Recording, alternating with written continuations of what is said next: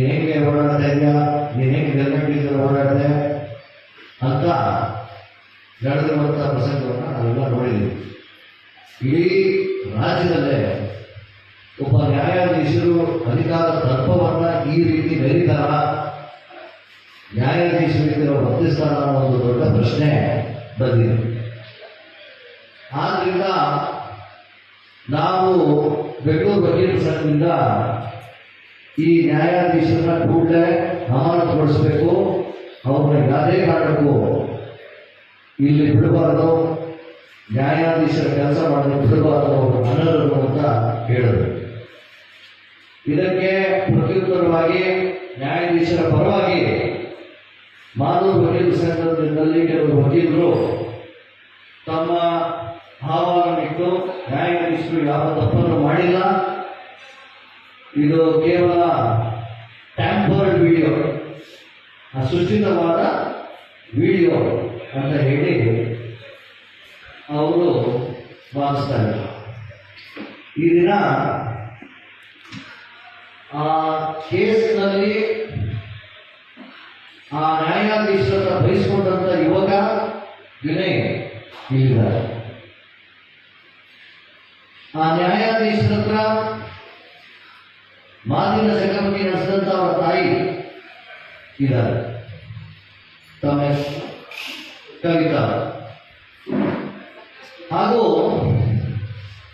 ಅಲ್ಲಿ ನಡೆದಂತ ಪ್ರಸಂಗವನ್ನ ಇವರು ಕಟ್ತಾರೆ ಅಂತ ಮನೆ ಮೇಲೆ ಒಬ್ಬ ಪ್ಲಂಬರ್, ಕಾರ್ಪೆಂಟ್ರಿ ಕೆಲಸ, ಪ್ಲಂಬರ್ ಕೆಲಸ ಮಾಡುವಂತವನು, ನೀರು ಕೊಡೋ ಕೆಲಸ ಮಾಡುವಂತವನು ವಿಡಿಯೋದಲ್ಲಿ ಹಿಡಿತಾನೆ.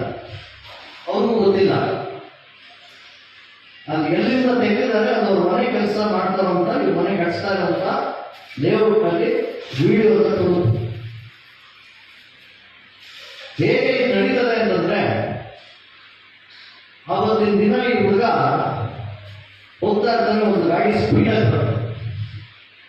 ಆಗ ಏನು ಈ ಸ್ಪೀಡ್ ಅಂತ ಈಗ ಇಷ್ಟೇ ಕೇಳೋದು, ಏನು ಈ ಸ್ಪೀಡ್ ಅಂತ ಮಾತಾಡಲ್ಲ, ಈ ಸ್ಪೀಡ್ ಅಂತ ನಮಗೆ ಕೈ ಸಾಲಿನ ತೋರಿಸ್ತಾರೆ. ಹೋಗಿ ಮನೆ ಹತ್ರ ಹೋಗ್ತಾನೆ, ಕಟ್ಸ್ತಾರೆ ಮನೆ, ತಾಯಿ ಕಟ್ಸ್ತಾ ಇರ್ತಾರೆ, ತಾತ ಅದಕ್ಕೆ ಹಣವನ್ನು ಕೊಟ್ಟು ತಾಯಿ ಕಟ್ಸ್ತಾ ಇರ್ತಾರೆ. ಮನೆಗೆ ಹೋದಾಗ ಫಸ್ಟ್ ಫ್ಲೋರ್ ಹೋಗಿರ್ತಾನೆ, ಅಷ್ಟೊತ್ತಿಗೆ ಕಾರ್ ವಾಪಸ್ ಬಿಳಿ ಕಾರ್. ನಾವು ನೋಡಿದ್ದೀರ, ನ್ಯಾಯಾಧೀಶರು ಅವರ ಗಂಡ ಇಬ್ಬರು ಇದ್ರು. ಕಾರ್ ವಾಪಸ್ ಬಂದಿದ ತಕ್ಷಣ ಇವ್ರು ಕಲಿಸ್ತಾರೆ. ಕಲಿಸ್ಬಿಟ್ಟು ಉಳಿದ ಪ್ರಸಂಗವನ್ನು ನೀವು ಪೂರ್ತಿ ನೋಡಿದ್ದೀರಿ, ಏನೇನು ನಡೆದಿದೆ. ಇವ್ರನ್ನ ಬೈತಾರೆ, ಇಲ್ಲದಿರೋ ಮಾತಿಗೆ ಹೇಳ್ತಾರೆ, ನೀವು ಯಾಕೆ ಹೆಲ್ಮೆಟ್ ಹಾಕಿದ್ರಿಲ್ಲ ಅನ್ನೋ ಪ್ರಶ್ನೆ ಕೇಳ್ತಾರೆ. ಆಗ ಇವ್ರು ಕೇಳ್ತಾನೆ, ನೀವು ಬೆಲ್ಟ್ ಹಾಕಿದ್ರಿಲ್ವಲ್ಲ ಅಂತ.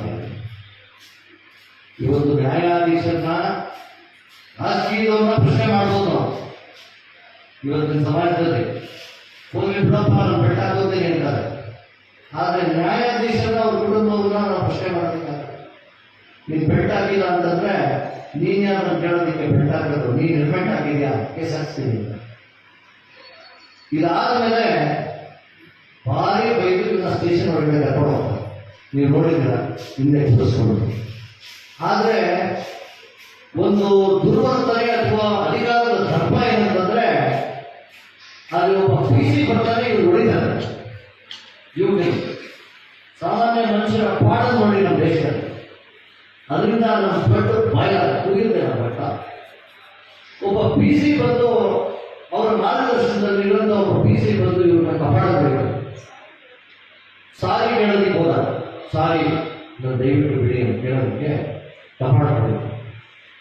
ಇದಾದ ನಂತರ ಸ್ಟೇಷನ್ ಕರ್ಕೊಂಡು ಹೋಗ್ತಾರೆ.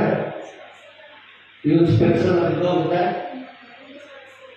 ಮಗನ ಸ್ಪೆಕ್ಸ್ ಹೊಡೆದೋಗಿದೆ, ಪಾಪ ಕಣ್ಣು ಕಾಣಿಸಲ್ಲ ಸ್ಪೆಕ್ಸ್ ಇಲ್ಲದೆ ಇದ್ರೆ. ಸ್ಟೇಷನ್ ಕರ್ಕೊಂಡು ಹೋಗ್ತಾರೆ. ಸ್ಟೇಷನ್ನಲ್ಲಿ ಸುಮಾರು ಸಾಯಂಕಾಲ 7:30 ಗಂಟೆ ಆಗಿದ್ದು ಪ್ರಸಂಗ 7:30 8 ಗಂಟೆವರೆಗೂ ಇಟ್ಕೊಂಡು ಕೊನೆಗೆ SI ಒಂದು ಕಾರ್ನಲ್ಲಿ ಜಡ್ಜ್ ಹತ್ರ ಹೋಗ್ತಾಳೆ.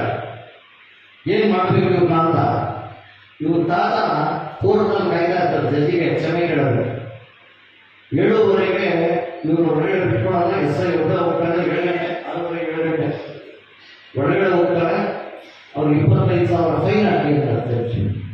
ಇದು ನಡೆದಂಥ ಪ್ರಸಂಗ.